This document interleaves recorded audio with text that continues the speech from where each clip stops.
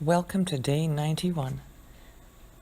Numbers 36, verse 1. The family leaders from the clan of the descendants of Gilead, the son of Machir, son of Manasseh, one of the clans of the sons of Joseph, approached and addressed Moses and the leaders who were over the Israelite families.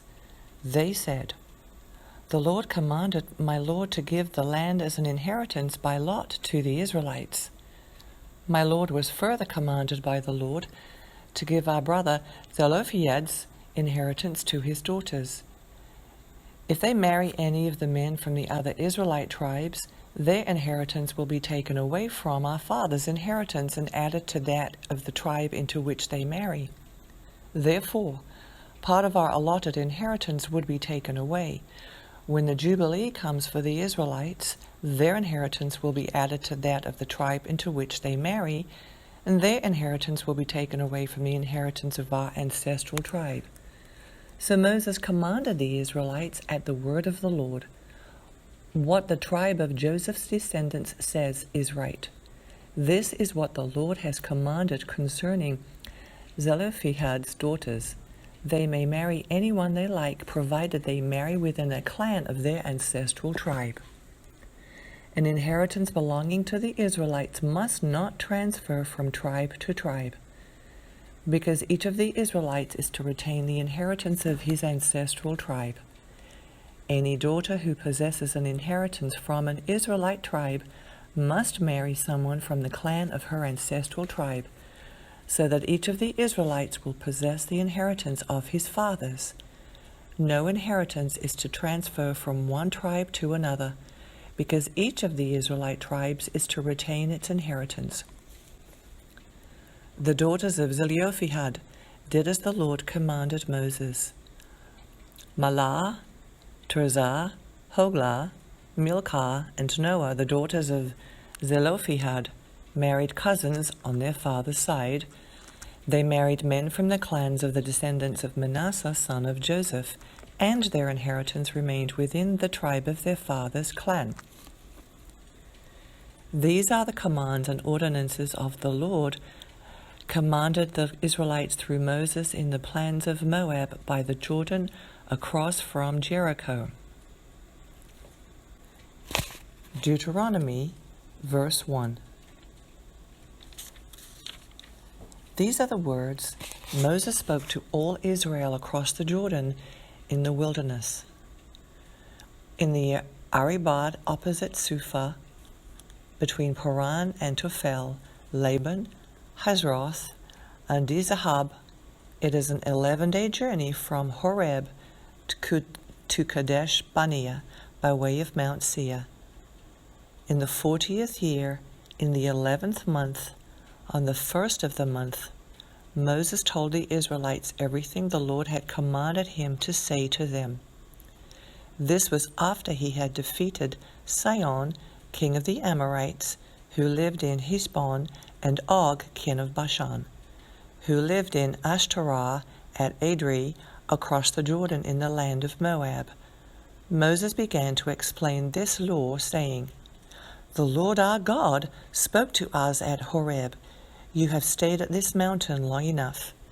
Resume your journey and go to the hill country of the Amorites and their neighbors in the Arabah, the hill country, the lowlands, the Negev, and the sea's coast, to the land of the Canaanites, and to Lebanon as far as the Euphrates River. See, I have set the land before you. Enter and take possession of the land the Lord swore to give to your fathers Abraham, Isaac, and Jacob, and their descendants after them. I said to you at that time, I can't bear the responsibility for you on my own. The Lord your God has so multiplied you that today you are as numerous as the stars of the sky.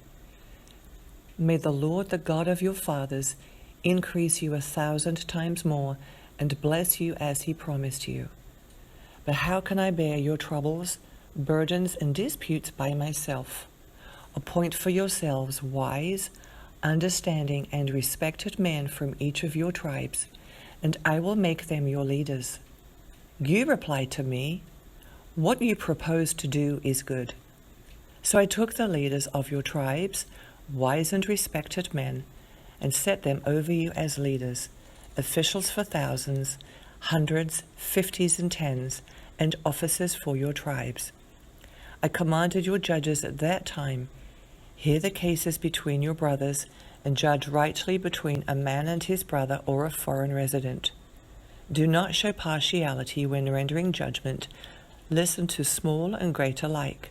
Do not be intimidated by anyone, for judgment belongs to God. Bring me any case too difficult for you, and I will hear it. At that time I commanded you about all the things you were to do. We then set out from Horeb and went across all the great and terrible wilderness you saw on the way to the hill country of the Amorites, just as the Lord our God had commanded us. When we reached Kadesh Barnea, I said to you, you have reached the hill country of the Amorites, which the Lord our God is giving us. See, the Lord your God has set the land before you.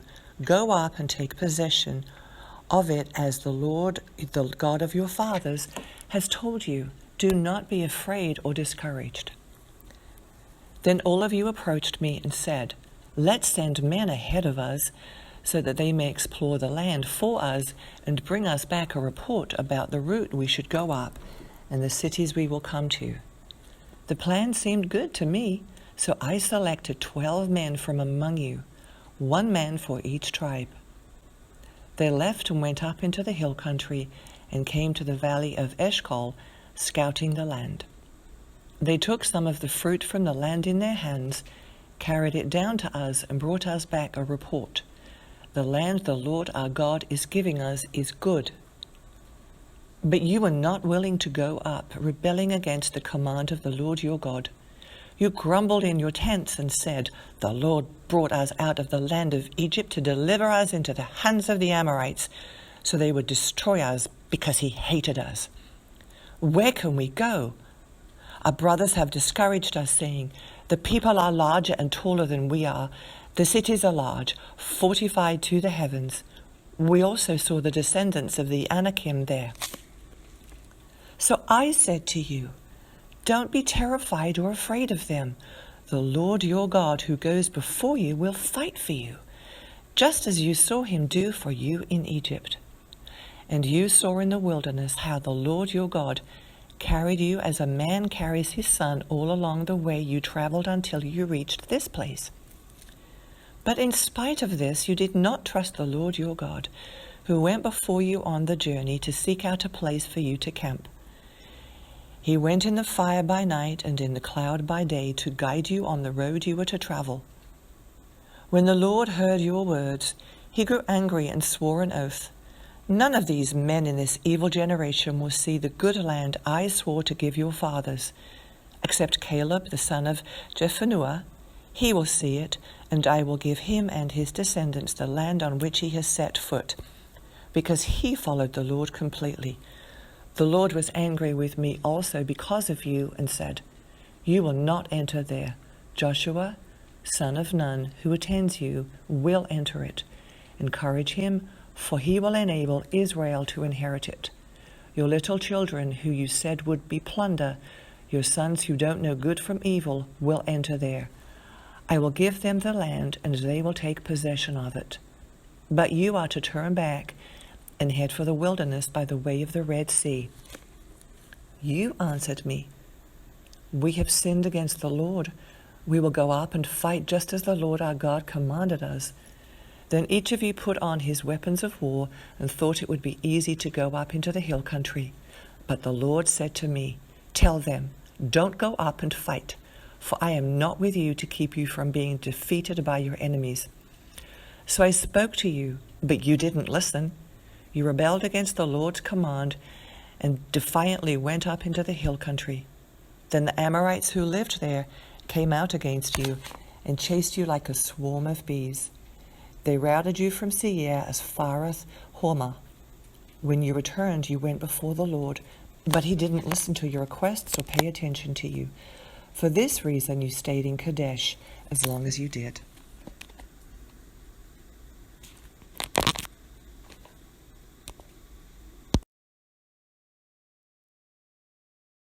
Day 91, Psalm 39, verse 1. I said, I will guard my ways so that I may not sin with my tongue. I will guard my mouth with a muzzle. As long as the wicked are in my presence, I was speechless and quiet. I kept silent even from speaking good, and my pain intensified. My heart grew hot within me. As I mused, a fire burned. I spoke with my tongue. Lord, reveal to me the end of my life and the number of my days. Let me know how transitory I am.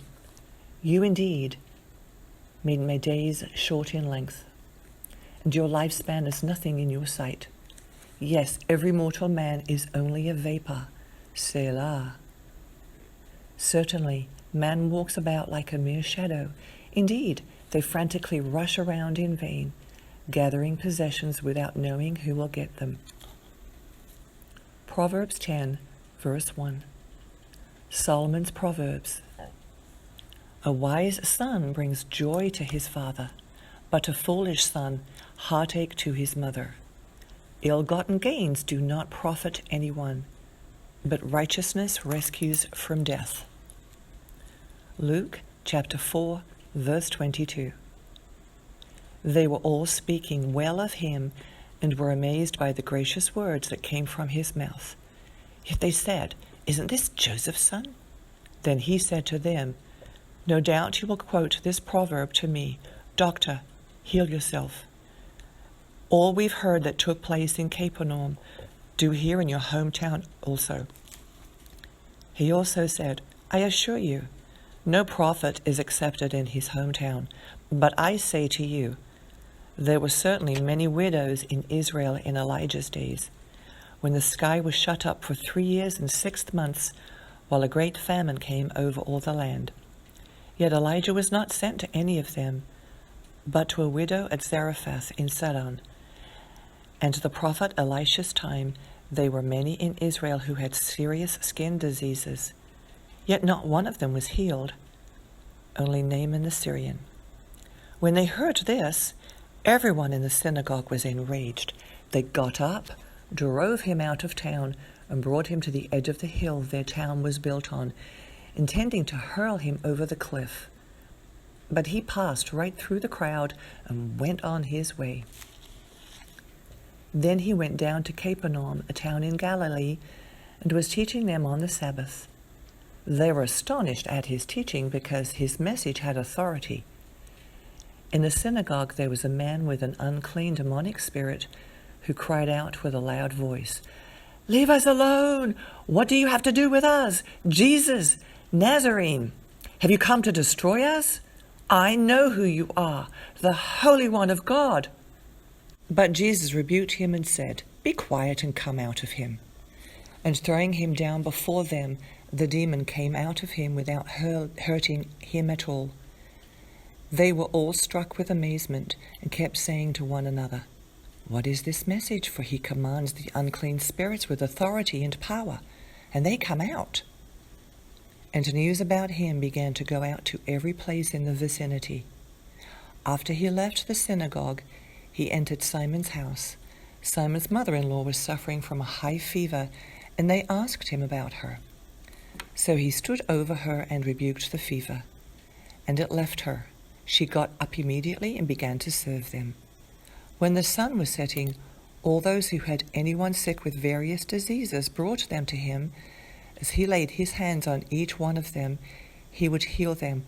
Also, demons were coming out of many, shouting and saying, You are the Son of God. But he rebuked them and would not allow them to speak, because they knew he was the Messiah. When it was day, he went out and made his way to a deserted place, but the crowds were searching for him.